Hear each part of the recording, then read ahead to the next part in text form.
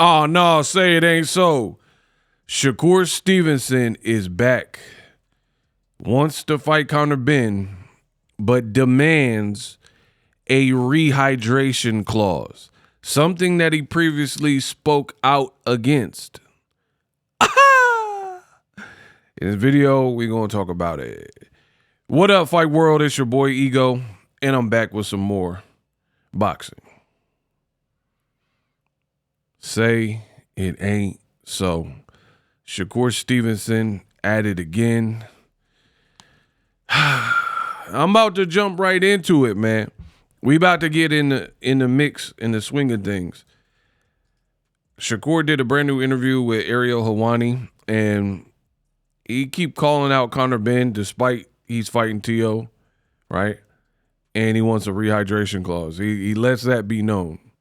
Roll the clip. You know, back in July, we had you and Conor Benn in studio. It still remains till this day like one of our most popular videos. People love the interaction between you two.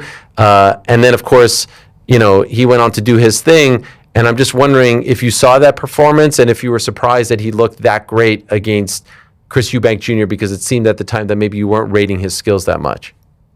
Yeah, I didn't expect him to do that, but good for him. I'm glad he did it.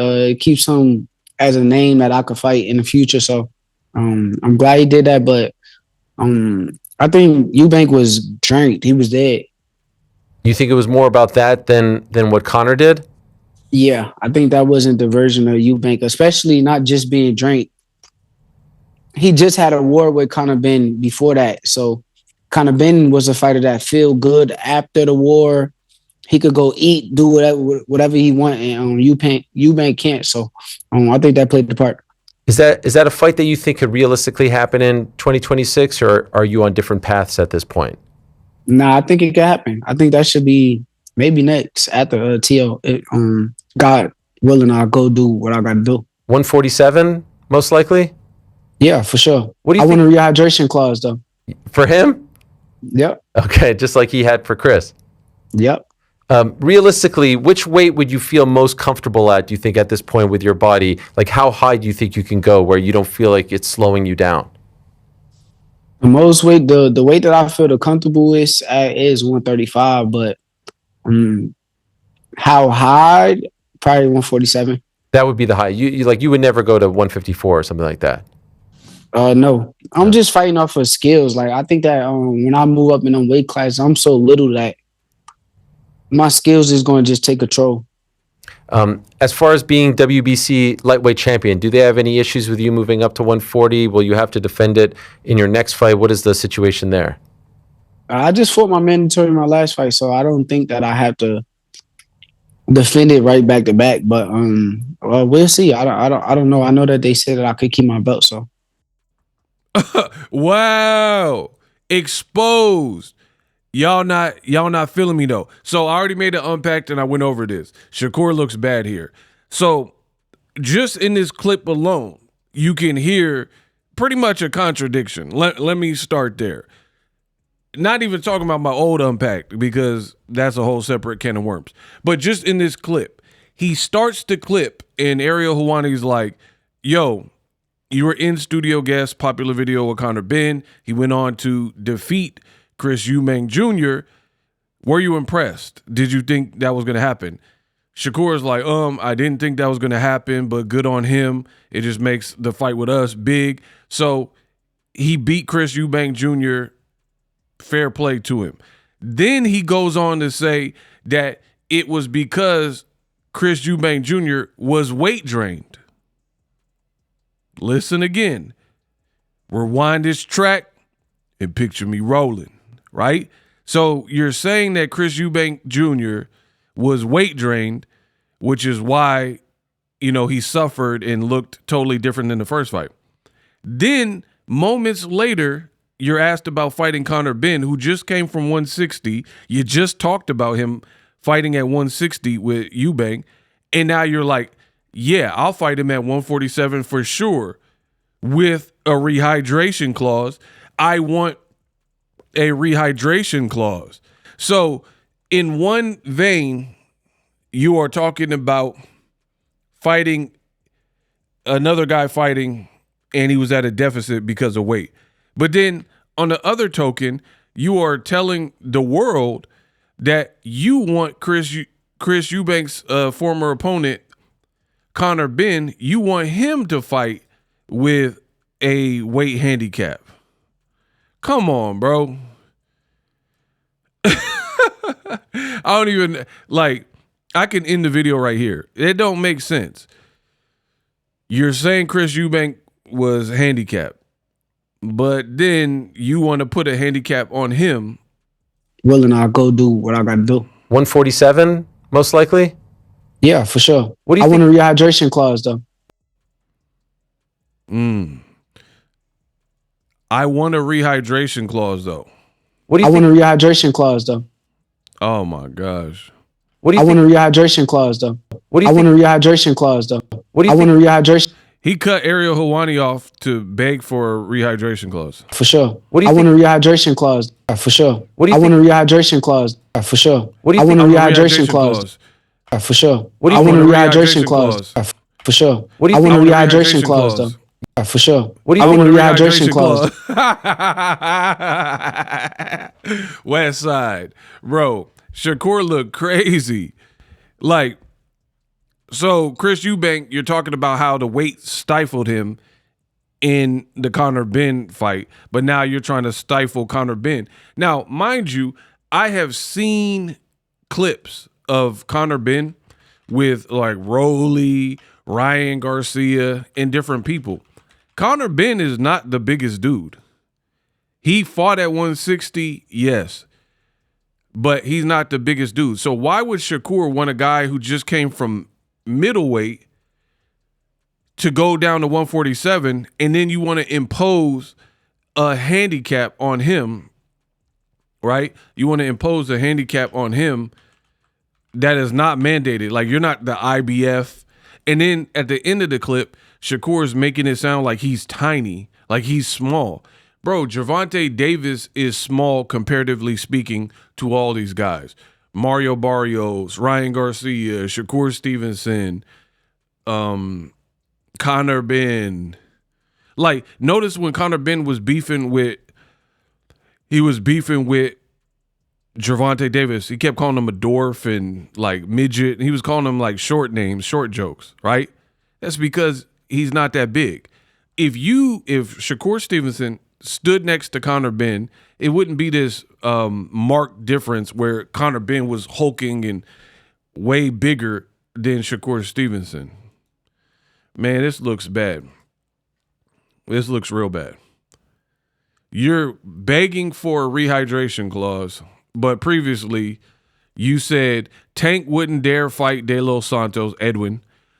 Who he fight that's cracking and got skills. The only ninja was Ryan Garcia, and he was weight drained the ish out of him. So you're talking about Tank weight drained Ryan Garcia, Conor Benn in the rematch rehydration clause or whatever. He was a weight drain Chris Eubank. So you're talking about everybody else's weight drain, but then you're trying to fight at 47, even though you have an upcoming fight. This man needs PR ASAP. He needs a PR person in his life ASAP to go over and maybe help coach him. He a good little fighter. He got skills, but he needs someone to help coach him through these interviews because what I'm hearing and what I'm seeing looks bad. You keep saying Ryan is trash, Ryan Garcia. He only has a left hook. He's not a good fighter. You keep saying Conor Benn started boxing too late. He's not that good. Only reason he beat Chris Eubank is because he drained him, right? But then you want to stifle them with rehydration clause. The same rehydration clause that you said you were against when other people did it, namely your nemesis, Gervonta Tank Davis, right? Here's another old clip where Shakur was going against rehydration clauses. Best in the business, and it's not even close. Roll the clip. Truthfully, yeah, it can happen. I just think it got to be at a reasonable weight, and I don't want no like rehydration clause. I don't want nothing that's gonna take away from me actually beating him. So, he could come in, long as he make the actual weight, I'll be with it. But This is Shakur in a past interview talking about fighting Ryan Garcia. He said as long as he make the actual weight, because he didn't make the actual weight with Devin Haney, right? And he said, I don't want a rehydration clause. What changed, bro? Weight is weight is weight. Nothing in boxing has changed where, like, there's certain times where in life you'll be instructed to do X, Y, and Z. Like, for example, back in the day, cars were manufactured, they didn't have seat belts. But over time, it was decided by the medical professionals and the scientists that these car-related vehicular accidents, your chance of survival is increased if you have a seatbelt on. So now all cars, pretty standard, unless you like void the warranty, they come with a seatbelt because it has been determined over time that a seatbelt could help save you in a car crash. So I understand certain evolutions like that, or even in boxing. We used to have smaller gloves, unlimited rounds, even 15 rounds, right? In the 70s, 60s, 70s. They determined, like the neuroscientist or whatever, that your chances of being maimed and permanent injury increases the longer you take a sustained beating, right? So we reduced the amount of rounds to 12. So new championship fights don't have 15 rounds. That's an evolution. But there's literally been no change in boxing that rehydration clauses, weight clauses, like there's some newfound intel or data that would cause you to change your mind. So a year or so ago, you're talking about you don't want no rehydration clause. What changed? Like, please tell me what. It's not like we had this medical breakthrough, like we understand it better than we did a year or two ago or whenever you did this interview, and now you're changing your tune. What changed? No, like rehydration clause, a reasonable weight. And I don't want no like rehydration clause. I don't want nothing that's gonna take away from me actually beating him. So he could come in, long as he make the actual weight, I'll be with it. But it's gonna have to be a lot of testing.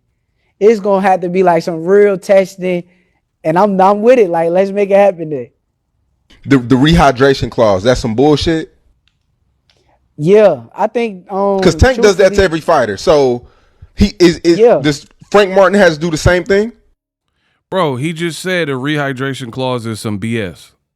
And now he telling Ariel Helwani something different. You can't make this. He's feeling like, you could tell he's feeling good on that night, like the weight and everything. Like, Now I fast forwarded. What he's hating on right now is Tank fighting Ryan Garcia. He was saying that the Ryan Garcia, he's trying to make it sound like Ryan Garcia that Devin fought was a better Ryan Garcia. I've already went over this. That is cap. Ryan was at a catch weight with Tank because he didn't want to make 135. So they put 136. Tank's the A side. 2, Ryan looked better and sharper versus Tank Davis, not the other way around. Period. Right? Period. When he fought Devin, he was drinking. He was making club appearances the week of the fight, singing Keisha Cole. He didn't look good in the fight. It didn't even look like he was trained. But because Shakur is hating on Tank, he's trying to make it look like Ryan somehow looked better versus Devin. The only advantage he brought into the Devin fight was he missed the weight and he had the Osterine, right? But he didn't look a better, more put together fighter versus Devin. But Shakur is trying to justify Tank's success by making it sound like Ryan felt comfortable and so good at the weight, but he also didn't train. He told you that. He said I was like 30% of myself or whatever. I think that nah, that's some bullshit. That's some like, I need an advantage, and with the advantage, I mean, I'm gonna do what I gotta do and it's gonna be easy to knock out a nigga that's weak. He ain't get to rehydrate properly, and he weak as hell. Bro, funny how things change, isn't it? You went from saying it's easy to knock out a son of a gun when you put on a rehydration clause or weight stipulations because they're going to be weaker. So you don't believe fighting Conor Benn, who just fought at middleweight 160, you don't believe him already coming down to 147 is a major sacrifice when he just had 2 fights at 160 middleweight. And then on top of that, you're putting on a man-made, or you would like to put on a man-made, not sanctioned, not like the belt is telling him he can't rehydrate, but you yourself are telling him on top of that, on top of him already having to cut from 160, that you need a rehydration cap after you just said all that crap about Tank and whatnot and other fighters being weight drained. You think it was more about that than what Conor did? Yeah, I think that wasn't the version of Eubank, especially not just being drained. He just had a war. A fight that you think could realistically happen in 2026, or are you on different paths at this point? Nah, I think it could happen. I think that should be maybe next after TL. God willing, I'll go do what I got to do. 147, most likely? Yeah, for sure. What do you I think? want a rehydration clause, though. Bro, I'm done. Best in the business. And notice when Boxing Ego make a video, there's no one that actually rebuttals what I'm talking about. The Inshakurs, they might be in the comment section like, oh man, Ego, you're hating, but they won't tell you what I'm hating on because I'm showing you the facts. I'm showing you receipts. So have a nice day. Live streaming can be tough, which is why I use StreamYard. Click the link in the description for StreamYard, which is an awesome tool that enables you to set up your stream with ease of use. Get great results with live streaming. It's what I use. Stream to social media with ease with StreamYard. Live streaming is here to stay. Engage with your audience using StreamYard. Great way to reach out to your audience and connect. So you need a tool that can do that.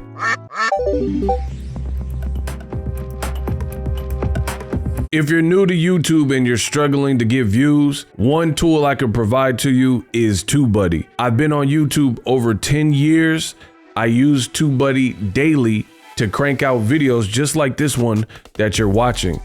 Learn how the pros do it with TubeBuddy. YouTube receives a lot of traffic, which also means a lot of creators, a lot of people putting out content. So you need to learn the ropes so you know how to separate yourself, especially if you're new, but even if you're a pro, use TubeBuddy. The link is in the description. Get more views, more subscribers, and a higher click-through rate, so ultimately you can realize all of your online goals. Use my affiliate link in the description and grow your channel fast.